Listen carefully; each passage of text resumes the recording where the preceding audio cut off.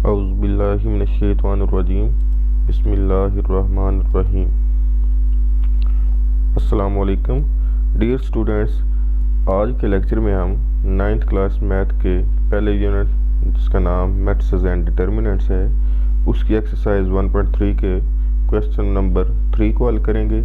तो आइए हल करते हैं क्वेश्चन नंबर 3। क्वेश्चन नंबर 3 है कि if A matrix is equal to -1 2 2 1, B is equal to 1 -1, C is equal to 1 -1 2 and D is equal to 1 2 3 -1 0 and 2, then find. कि अगर ये मैट्रिक्स हमें दिए गए हैं ए बी सी डी तो फिर मालूम करें। तो देखते हैं पहला क्या मालूम करना है हमने।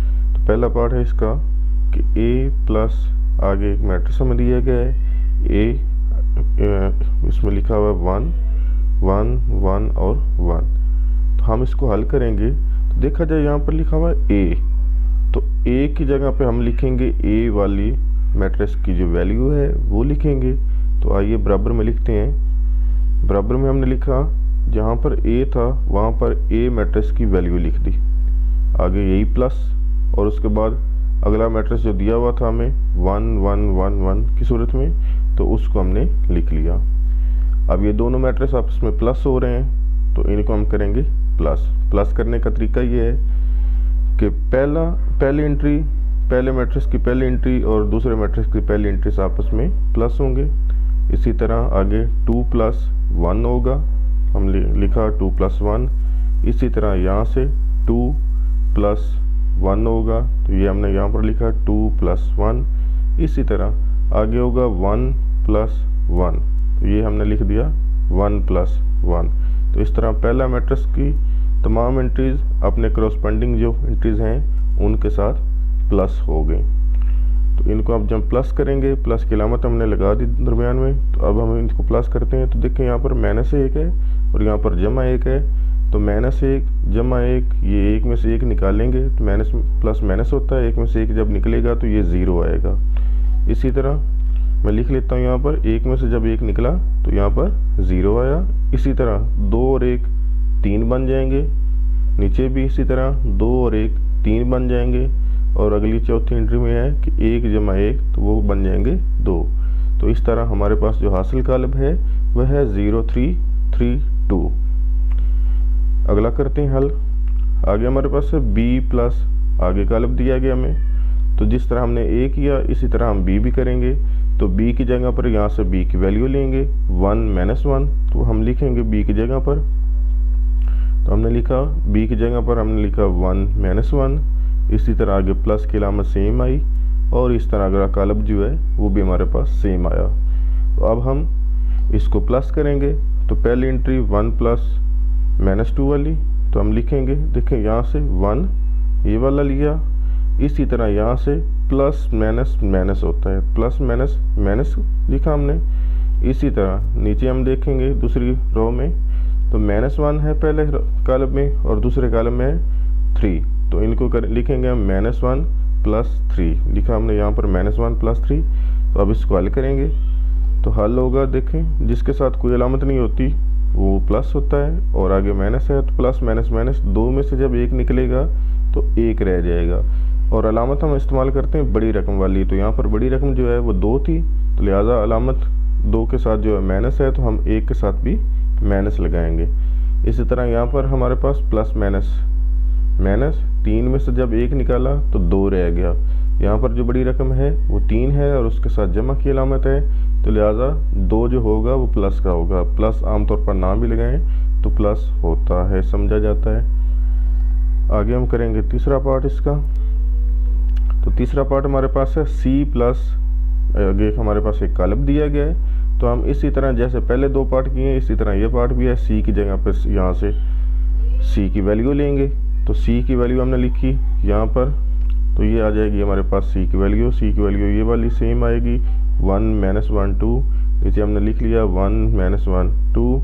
इसी तरह आगे ये वाली प्लस की अलामत यहाँ पर लगाई जाएगी और आगे ये वाला सेम कॉलम लिखा जाएगा। तो इन कॉलम्स को हमने लिखा। तो अब हम इनको प्लस करेंगे प्लस करने का तरीका कि पहली एंट्री पहले कॉलम की पहली एंट्री दूसरे कॉलम की पहली एंट्री के साथ प्लस होगा। तो ये देखिए यहाँ से हमने लिया 1, आगे ये प्लस की अलामत, और इसी तरह आगे से था दूसरे कॉलम में -2, तो हमने लिख दिया -2। ब्रैकेट के अंदर माइनस लिखेंगे क्योंकि यहाँ पर डबल अलामत आ गई है, तो हम ब्रैकेट के अंदर लिख लेंगे। इसी तरह पहले कॉलम से -1 और दूसरे कॉलम से +1 आ जाएगा, यहाँ पर -1 और दूसरे कॉलम से +1। इसी तरह हमारे पास जो तीसरी एंट्री है पहले कॉलम से वो है 2 और तीसरी एंट्री दूसरे कॉलम से है 3, 2 + 3 हमारे पास आ जाएगा। तो इस तरह हम इनको हल करेंगे तो हमारे पास ये जवाब आएगा कि 2 में से जब 1 निकला तो हमारे पास 1 रह गया, प्लस माइनस माइनस हो जाएगा, बड़ी रकम माइनस की है तो इसलिए माइनस आएगा 7, और आगे 1 में से जब 1 निकलेगा तो वो 0 रह जाएगा। इसी तरह 3 और 2 5 हो जाएंगे, तो ये हमारे पास इसका हल आ जाएगा। तो हमने इसको हल कर दिया। अब हम चलते हैं अगले क्वेश्चन पर। अगला क्वेश्चन है d + एक कॉलम दिया गया है, तो d की वैल्यू जिस तरह हमने पहले 3 पार्ट्स में लगाई है a, b और c की वैल्यू, इसी तरह हम यहाँ से लेंगे d की वैल्यू, तो उसको लिखेंगे d की जगह पर। तो इधर लिखते हैं कि d की जगह पर हमने लिखा d की वैल्यू और d कॉलम, और इसी तरह प्लस, और आगे अगला जो कॉलम हमें दिया गया था इस सवाल में वो हमने लिखा, इनको भी प्लस करेंगे। तो हमने प्लस किया यहाँ पर, यहाँ से दिया 1 और यहाँ से +0, तो वो ये लिखा 1 + 0। इसी तरह आगे पहली रो में से दूसरी जो एंट्री है 2, और इसी तरह अगले कॉलम में से 1, तो 2 + 1 लिखेंगे। इसी तरह यहाँ से 3 + 0, वो ये लिखा 3 + 0। इसी तरह यहाँ से -1 और अगले कॉलम में से +2, तो हम लिखेंगे -1 + 2। इसी तरह अगला कॉलम में से 0 और +0, तो इस पहले कॉलम में भी 0 है, दूसरे कॉलम में भी उसकी जगह बराबर में 0 है, हम लिखेंगे 0 + 0। इसी तरह आखिरी एंट्री जो है वो है पहले कॉलम में 2 और दूसरे कॉलम में है 1, तो हम लिखेंगे 2 + 1। तो यहाँ से जमा करेंगे 1 + 0 1 ही होता है, यहाँ हम लिखेंगे यहाँ पर 1। इसी तरह 2 और 1 3 होता है, 3 + 0 3 ही होता है, प्लस यहाँ पर माइनस है और यहाँ पर प्लस है, माइनस प्लस माइनस, 2 में से 1 निकलेगा तो 1 रह जाएगा, 1 जमा का होगा क्योंकि ये बड़ी रकम है, तो यहाँ पर जमा का 1 हो जाएगा। इसी तरह 0 और 0, 0 जमा 0 हो जाएगा। इसी तरह यहाँ पर 2 और 1 3 हो जाएगा, तो 2 को 1 में जमा करेंगे 3 हो जाएगा। इसी तरह ये हमारे पास कॉलम हासिल हुआ है। अब हम करेंगे अगला क्वेश्चन, अगला पार्ट करेंगे इसका। तो अगला पार्ट हमारे पास है 2a। अब देखें जैसे पहले कॉलम 4 आए थे, पहले सवाल 4 में थे जो कॉलम थे लिखे हुए उनके दरमियान जमा की अलामत थी। पहले जो a था और आगे कॉलम था उसमें भी जमा थी, आगे b था और फिर आगे कॉलम उनके दरमियान भी जमा थी, इसी तरह c और d वाले में भी जमा थी। लेकिन अब ये जो 5वां है इसमें जमा की अलामत नहीं है बल्कि 2a लिखा हुआ है। तो 2a इस तरह अगर आता है तो इसका मतलब है 2a के साथ ज़रब हो रहा है। तो हम लिखेंगे पहले 2 लिखेंगे और उसके साथ a की जगह पर यहाँ से a की वैल्यू लेंगे, ठीक है। तो a कॉलम यहाँ से उतारेंगे नीचे, a की जगह पर वो लिखेंगे, तो इसका मतलब है कि 2a वाले कॉलम के साथ ज़रब होगा। तो हम लिखेंगे 2 और आगे a कॉलम लिखेंगे। तो इस तरह 2 को हम तमाम जो हमारे पास एंट्रीज हैं उनसे ज़रब करेंगे।